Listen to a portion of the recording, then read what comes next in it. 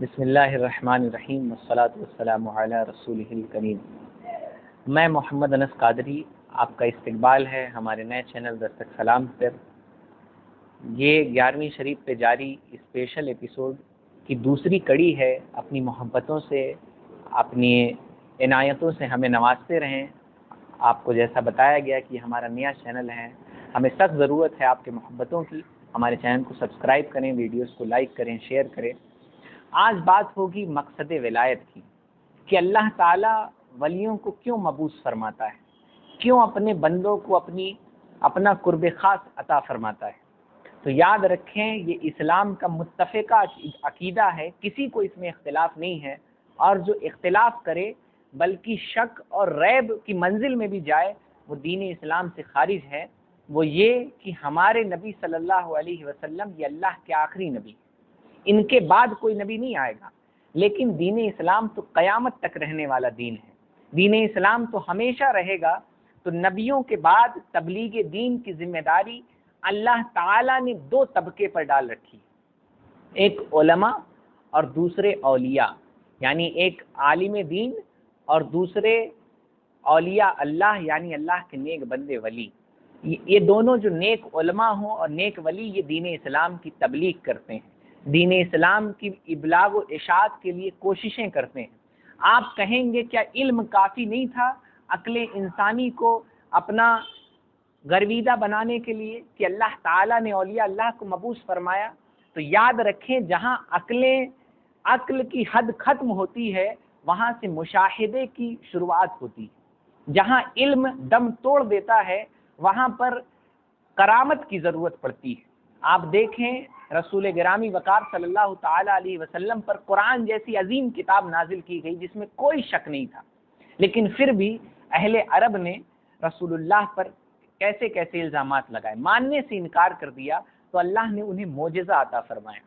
اللہ نے رسول اللہ سے پہلے جو نبی بھیجے ان کو معجزات عطا فرمائے، اور وہ تمام معجزات ہمارے نبی کے اندر نبی کو اکٹھا عطا فرمائے، اور کچھ خاص معجزات بھی عطا کیے جو پچھلے نبیوں کو نہیں ملے تھے۔ تو اللہ تعالیٰ دین اسلام کی تبلیغ و اشاعت کے لیے جہاں علماء کو پیدا کرتا ہے کہ وہ اپنے علم سے انسانی عقل کو دین اسلام کا قائل کریں، وہیں اولیاء کو بھی بھیجتا ہے کہ وہ مشاہدات کے ذریعے، اپنی کرامتوں کے ظہور کے ذریعے جو ضدی لوگ ہیں، جو اڑیل لوگ ہیں، ان سے دین اسلام کی حقانیت منوائیں۔ میں آپ کو مثال دوں، حضرت اورنگزیب رحمۃ اللہ تعالی علیہ نماز پڑھا رہے ہیں، جامع مسجد میں تراویح کی نماز پڑھاتے ہیں، اپنے حفظ پر بڑا ناز کہ میں بہت اچھا حافظ ہوں، اور ہیں بھی بہت اچھے حافظ گزرے ہیں۔ پڑھا رہے ہیں، پیچھے سے کوئی لقمہ دیتا ہے، ایک بار لقمہ دیتا ہے قبول نہیں کرتے، دوسری بار لقمہ دیتا ہے قبول نہیں کرتے، تیسری بار لقمہ دیتا ہے قبول نہیں کرتے، یا غالباً قبول تیسری بار میں کر لیتے ہیں، مجھے یاد نہیں آ رہا ہے۔ بہرحال اس کے بعد جب سلام پھیرتے ہیں تو بادشاہ تھے، ایک روب و جلال تھا، پیچھے دیکھتے ہیں کون ہے، دیکھا اللہ کے ایک ولی کھڑے ہوتے ہیں، فرمایا میں نے لقمہ دیا تھا۔ فرمایا حضور مجھے تو اپنے حفظ پہ بڑا بھروسہ ہے اور میں نے صحیح آیت پڑھی تھی۔ کہا نسخے منگوائے جائیں، نسخے منگوائے گئے، 9 نسخے منگوائے گئے قرآن مجید کے، جس میں سے 5 نسخے حضرت اورنگزیب عالمگیر رحمۃ اللہ تعالی علیہ کی تائید کر رہے تھے، اور 4 نسخے اس بزرگ کی تائید کر رہے تھے۔ حضرت اورنگزیب نے کہا حضرت دیکھ رہے ہیں آپ کی جو میں نے پڑھا تھا 5 نسخے، زیادہ نسخے میری تائید کر رہے ہیں۔ بزرگ نے حضرت اورنگزیب کے منہ پر ہاتھ پھیرا اور حضرت اورنگزیب بے ہوش ہو گئے۔ پھر جب ہوش آیا تو فرمایا حضور آپ ہی صحیح تھے۔ لوگوں نے پوچھا کیا ہوا؟ فرمایا جب انہوں نے ہاتھ پھیرا تو میں نے لوح محفوظ پر دیکھا، اور میں نے دیکھا کہ قرآن مجید لوح محفوظ پر ویسا ہی لکھا ہوا ہے جیسا یہ بزرگ فرما رہے ہیں۔ تو جہاں لوگوں کا علم کام نہیں آتا وہاں مشاہدے کام آتے ہیں، جہاں لوگوں کی عقلیں دم توڑ دیتی ہیں وہاں پر مشاہدے کام آتے ہیں۔ تو اللہ تعالیٰ اپنے نیک بندوں کے ذریعے، مقصد کیا ہوتا ہے؟ دین کی تبلیغ و اشاعت۔ مقصد کیا ہوتا ہے؟ دین کی بقا اور تحفظ۔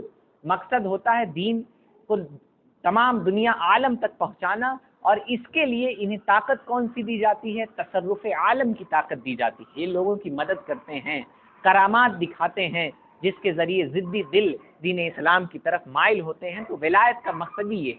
اس مقصد کی روشنی میں آپ اپنے زمانے کے پیروں کو، آپ اپنے زمانے کے جو ولی ہونے کا دعویٰ کرتے ہیں ان کو تول سکتے ہیں، ان کو ناپ سکتے ہیں کہ جس ولایت کا دعویٰ کرنے والے کا مقصد اپنی محبت لوگوں کے دل میں ڈالنا ہو، وہ ولی نہیں ہوتا۔